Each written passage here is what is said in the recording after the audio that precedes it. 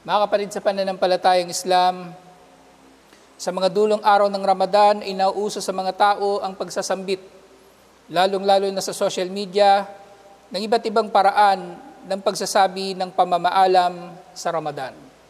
At ang marami rito ay naglalaman ng iba't ibang mga drama at iba't ibang mga pagpapahayag ng kalungkutan sa paglipas ng buwan na po ito. At ito nga ay nakakalungkot dahil natatapos na ang mabiyayang buwan ng Ramadan na mayroong malaking pagkakataon ng tao na magkaroon ng mas malaking gantimpala sa kanyang mga pangkaraniwang mga gawaing pagsamba. At syempre, meron ding espesyal na gantimpala para sa mga espesyal na gawaing pagsamba sa mga araw at gabi nito, sa pag-aayuno, sa pagbabasa ng Quran, sa mga sala ng tarawih at tahajjud, lalong-lalo na kasamang jamaa at iba pang mainam na mga gawain dito. Pero sa katotohanan, may mas mainam na gawain na mas marapat na paggugulan ng tao sa dulo ng Ramadan. At ito ay ang pagtutuos natin sa ating mga sarili, kung paano ba lumipas ang mga araw, ang mga gabi, ang mga oras at bawat sandali ng Ramadan sa atin sa kasalukuyan. Mga kapatid sa pananampalatayang Islam, may dalawang uri ng tao sa Ramadan. At sa pagtatapos nito, ay marapat na timbangin nga natin kung saan ba tayo nabibilang. Nabibilang ba tayo sa mga tunay na nakinabang sa mga araw at gabi nito? O nabibilang ba tayo sa mga nagpabaya rito? Sa mga bilang at mga tukoy na araw, tayo ba ay kabilang sa mga nagtagumpay inshallah na mapapalaya mula sa impyerno? O tayo ba ay kabilang sa mga nagpabaya at sa mga talunan? Mga kapatid sa pananampalatayang Islam, ito ang dahilan kung bakit sinabi ni Propeta Muhammad sallallahu alaihi wasallam tungkol sa unang gabi pa lamang ng Ramadan, "Wa yunadi munadin, ya bagi al-khair aqbil, wa ya bagi ash-shar aqsir, walillahi utaqa'u minan nari wa dhalika kullu layla." Tatawag ang isang tagatawag, "O ikaw na nagnanais ng kabutihan, ay ipagpatuloy mo ito. Palawigin mo pa ang iyong paggawa ng kabutihan.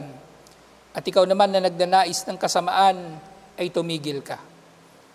Si Allah subhanahu wa ta'ala ay mayroong mga pinapalaya mula sa impyerno sa bawat gabi ng buwan na ito ng Ramadan. Namikita natin ang paghihimok ni Propeta Muhammad sallallahu alaihi wasallam sa lahat na gumawa ng mabuti sa abot ng kanyang makakaya sa buwan ng Ramadan. At kung sino mang gagawa ng masama, ay marapat na pigilan niya ang kanyang sarili dahil mas mainam nagugulin niya ang mga panahon na ito sa kabutihan, insyaallah. Mga kapatid sa pananampalatayang Islam, ang pag-aayuno, hindi nga nito layunin na tayo ay magpakagutom, na tayo ay magpenitensya o magpahirap sa ating mga sarili. Ang pag-aayuno at ang kalakip nito mga paghihirap at sakripisyo ay upang tayo ay magkaroon nawa ng takot kay Allah subhanahu wa ta'ala.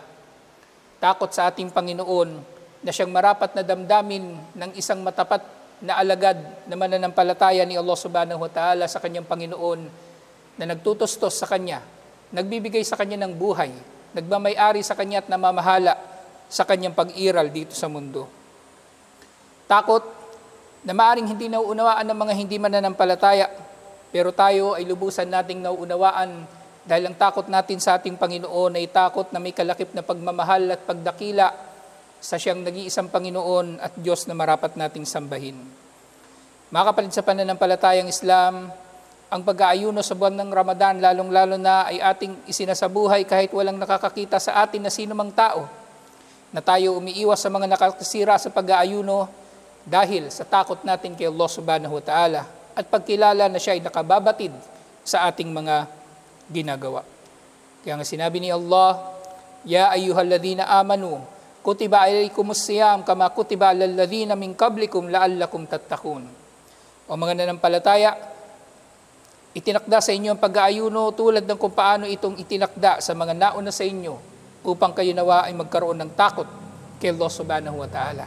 Na mula nung unang panahon, ang pag-aayuno ay itinakda na ni Allah subhanahu wa ta'ala nang sa gayon ito ay magiging pagsasanay para sa mga mananampalataya sa pagkakaroon ng takot kay Allah subhanahu wa ta'ala kahit walang nakakakita sa Kanya.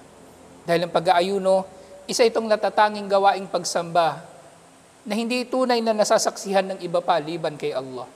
Maaaring masasaksihan natin ng tao na nagsasala.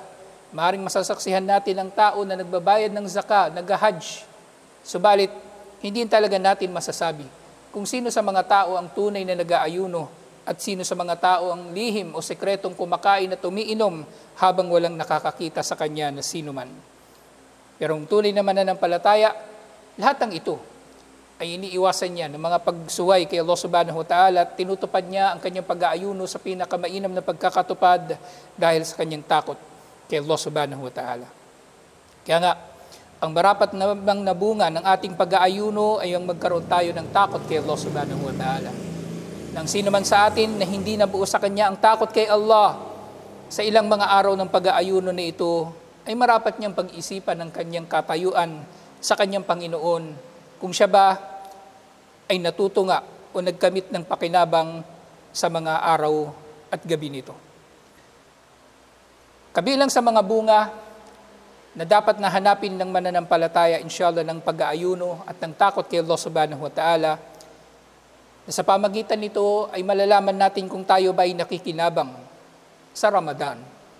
Ito ay ang sinabi ni Allah subhanahu wa ta'ala, Ya ayyuhalladhina amanu, in tattaqullaha yaj'al lakum furqana wa yukaffir ankum sayyi'atikum wa yaghfir lakum. O mga nanampalataya, kung katatakutan ninyo si Allah, ay bibigyan niya kayo ng pamantayan. At aalisin niya mula sa inyo ang inyong mga kasalanan at patatawarin kayo. Una niyang binanggit dito na sa pamagitan ng takot kay Allah subhanahu wa ta'ala, ay matatagpuan ng tao, inshallah, ang kanyang sarili na sumusunod sa pamantayan ni Allah subhanahu wa ta'ala. Pamantayan sa pagitan ng tama at mali. Ito ang bunga ng takot kay Allah. Takot kay Allah na siyang bunga naman ng ating pag-aayuno, na kung ang iyong pag-aayuno sa iyong pagdarasal at iba pang mga gawain sa Ramadan ay ginawa mo, kung ang mga ito ay ginawa mo dahil sa pananampalataya at paghahangad ng gantimpala ni Allah, na sa pamagitan nito ay nabuo o tumibay sa iyo ang takot kay Allah subhanahu wa ta'ala, lalong-lalo na sa iyong puso, ay magkakamit ka nga ng liwanag mula sa pamantayan na ito ng relihiyon. Pamantayan na mula sa pagtahak sa gabay ng Quran at Sunnah, na tunay ngang ikaw kabilang, inshallah, sa mga nagtagumpay sa Ramadan sa taon na ito. Kaya nga sinasabi ng ating mga scholar na kabilang sa mga palatandaan, inshallah, natanggap mula sa kanino man ng anumang gawaing pagsamba, na siya, inshallah, pagkatapos ng gawaing pagsamba na ito ay mas mainam kaysa sa kanyang pagkatao bago pa niya gawin ang gawaing pagsamba na ito. Na tayo, inshallah, mapapatid natin kung natanggap ba ang ating Ramadan, kung mapapansin natin sa ating mga sarili na tayo ay mas mainam na mga mananampalataya pagkatapos ng Ramadan na ito kaysa sa kung ano tayo o sino tayo bago pa dumating ang Ramadan ng taon na ito. At syempre sa kabilang dako, kung ikaw naman ay kabilang sa kabilang panig ng mga nagpabaya, na sa halip na maging abala sa paggawa ng mabubuting mga gawain, ay inabala mo ang iyong sarili sa Ramadan sa paggawa ng mga kasalanan, pag-aaksaya sa oras, o sa mga bagay-bagay na wala ka namang kinalaman dito, o wala namang kinalaman dito ang iyong relihiyon. Katulad ng pagiging panatiko sa mga politiko at sa politika. Kapatid sa pananampalatayang Islam, hindi pa huli ang lahat, inshallah. Dahil maaring para sa iyo ay meron pang natitirang ilang mga araw na maitutuwid mo ang iyong sarili. At ito ay magagawa mo sa pamagitan ng pagsisimula ngayon mismo, kasama ng pagbabalik loob kay Allah subhanahu wa ta'ala. Ngayon mismo at hindi mo na maaaring ipagpaliban dahil hindi ipinangako ni Allah kanino man ang pagdating ng kinabukasan. Marapat ng tauba, ang pagbalik ko kay Allah ay gawin agad-agad, insyaallah. At huwag din iisipin nino man na nagpabaya sa Ramadan, nababawi ka na lamang sa susunod na Ramadan, dahil tunay na ang susunod na Ramadan ay hindi rin ipinangako ni Allah subhanahu wa ta'ala kanino man, na ito nga ay darating sa kanila. Kaya nga ikaw ay magsikap ngayon mismo, sa oras na ito, sa minuto na ito, sa segundo na ito, habang ikaw ay buhay pa, na maging matuwid, inshallah, lalong-lalo na sa mabiyayang buwan na ito. Na tunay ngang nakapangihinayang na maging talunan sa Ramadan, na sa buwan na ito ay literal na umuulan ng habag ni Allah, subalit hindi ka pa nabasa o hindi ka pa natuluan o napatakan ng habag ni Allah. Ang problema dito ay nasa iyong sarili at hindi mo maaring isisi sa iba. Katulad ng sinabi ni Propeta Muhammad sallallahu alaihi wasallam, "Rubba sa'imin hadduhu min siyamihil ju'u wal atash." Merong ilang nag-aayuno ng kanilang mapapala sa kanilang pag-aayuno ay ang gutom at uhaw lamang. Wa rubba qa'imin. Merong mga nagsasala sa gabi ng Ramadan, hadduhu min qiyamihis sahar. At wala siyang mapapala sa kanyang mga sala sa gabi, liban na lamang sa pagkapuyat. Mga kapatid sa pananampalatayang Islam, kung ito ay nangyayari sa Muslim na nag-aayuno na maaring nakakagawa siya ng pagpapabaya sa Ramadan, paano pa kaya sa siyang nagpapakilala lamang na siya ay Muslim, subalit nagpapabaya naman talaga sa pag-aayuno at lalong-lalo na sa kanyang sala at iba pang mga pangunahing paniniwala at mga pangunahing pagsamba sa relihiyon na ito. Mga kapatid sa pananampalatayang Islam, tinukoy ni Allah sa nabasa nating unang aya na kaalaman ang isa sa magiging bunga ng takot kay Allah subhanahu wa ta'ala, insyaAllah. Sa katotohanan niya ay meron pang isang aya na ganito rin ang kahulugan. Sinabi ni Allah subhanahu wa ta'ala, "Wattaqullaha wa yu'allimukumullah."